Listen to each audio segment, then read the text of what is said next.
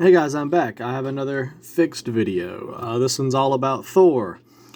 Thor's a weird character for me because he's one of my favorites to make in Lego. I feel like there's good parts and interesting ways to make him. I feel like he's not really my favorite MCU character, mainly because of what they did to him after Ragnarok and onward. I'm not a huge fan of the personality change. It's the same reason the Hulk went downhill.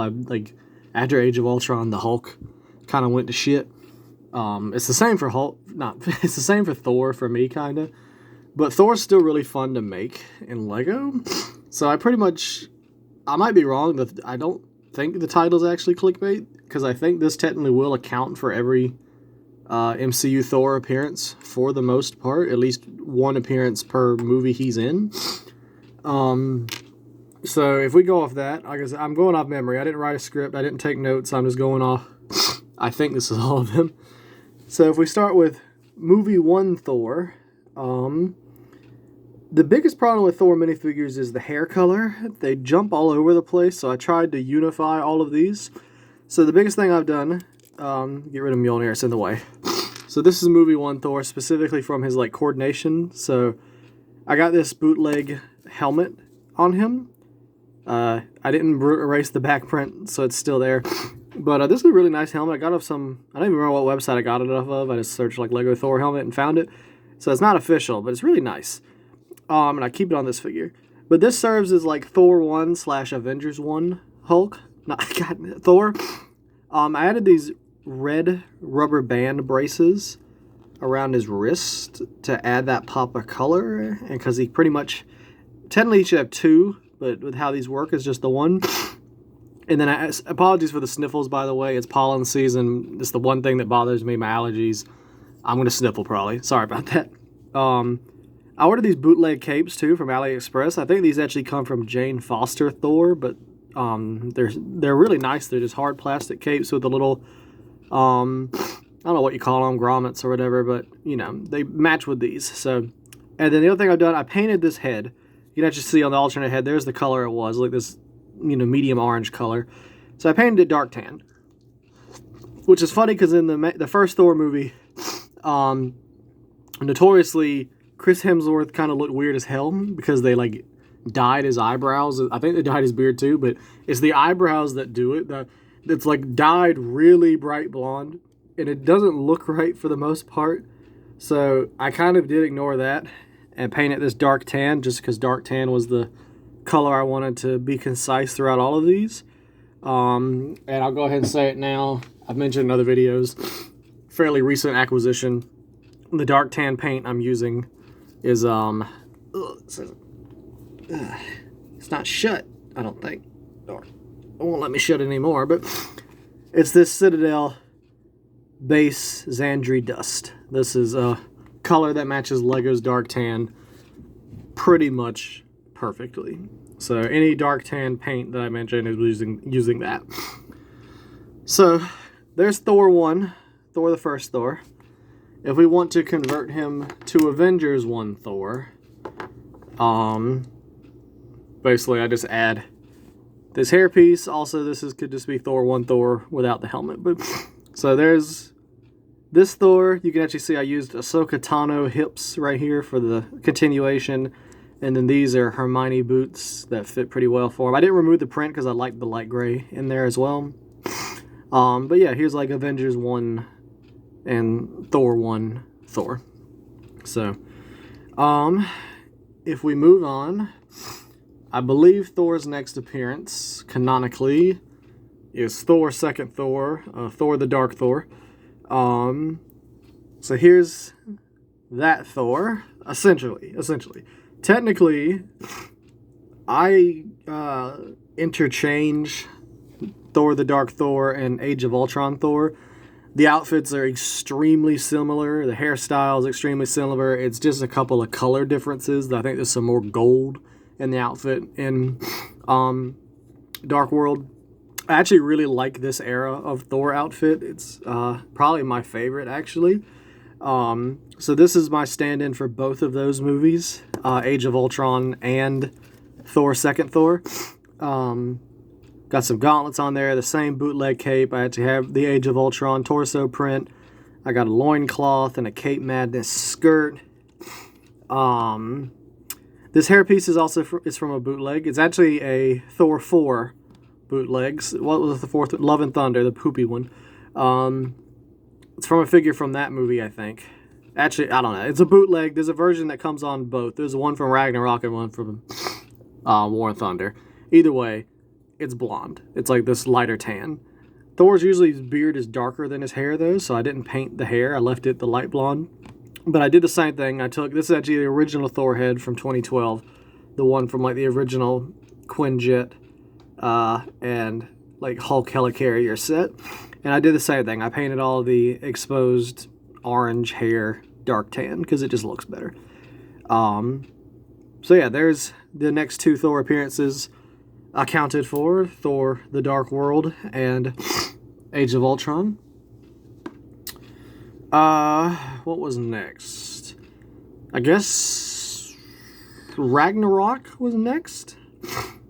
So, I'm actually got to steal the hairpiece from the one I just showed you because I only have the one of it right now. I'm actually waiting on more. I ordered more bootlegs to get more of that hairpiece.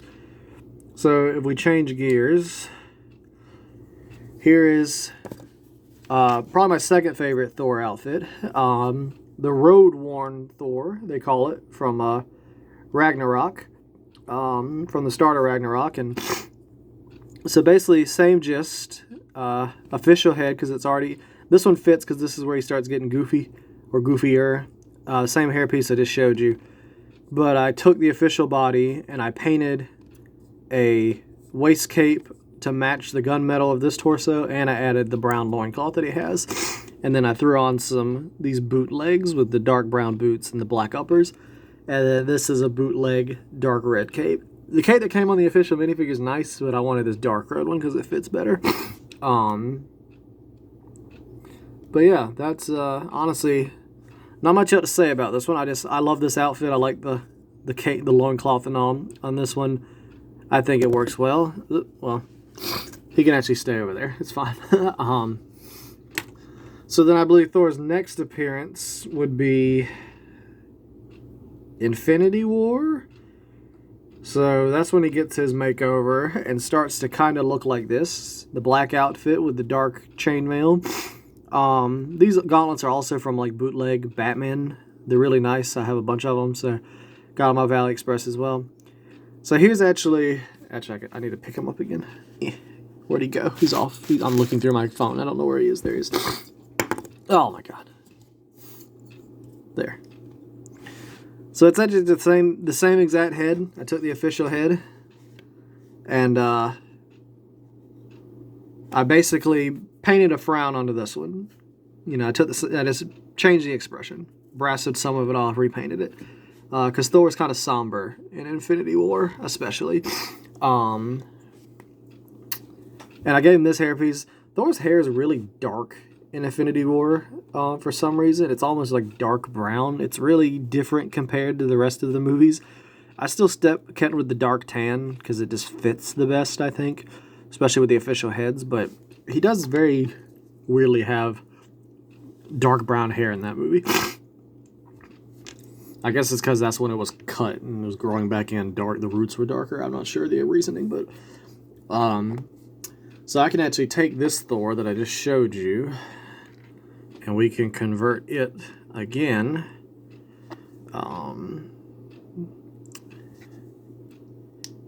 Into Endgame Thor, which is basically the same exact figure, but adding the long hair and this little goatee piece. This is from it was a couple year old at this point. It's when Endgame came out. This bootleg, this was also this same dark orange color that they usually make Thor. For a while, this beard was that same color, so I actually painted it dark tan to match the hair. So this is the end of Endgame look. Final battle Endgame. I really like that look. I love the big beard. You know, that's when he's like fat and all, but it's fine. But really like the it just feels more Norse like that with with the huge beer belly and the massive beard and braids. I enjoy that look. And then the last one I'm barely going to touch on because I hate it, but I do have a figure of it. Here's Love and Thunder Thor.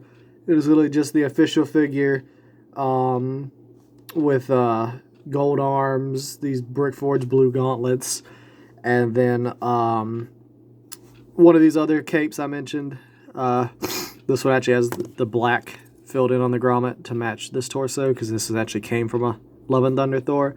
And then this helmet piece. It's like really nice mold and print and everything for a bootleg company for this terrible movie, for this terrible helmet with design. In the movie, it's like CGI. It looks so stupid. This whole suit is so questionable. I don't get it, but no one cared when they made that movie, it seems. So I don't care to watch it.